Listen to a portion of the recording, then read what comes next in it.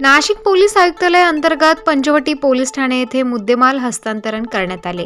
Panchavati police हद्दीतील नागरिकांचे चोरी झालेले मोबाईल फोन, सोन्याचे दागिने, वाहन यांचे तपशील करून पंचवटी पोलिसांनी उत्कृष्ट कामगिरी केली आहे। तसेच चोरीचे मुद्देमाल आमदार ॲडव्होकेट राहुल ढिकले यांच्या हस्ते नागरिकांना देण्यात आले।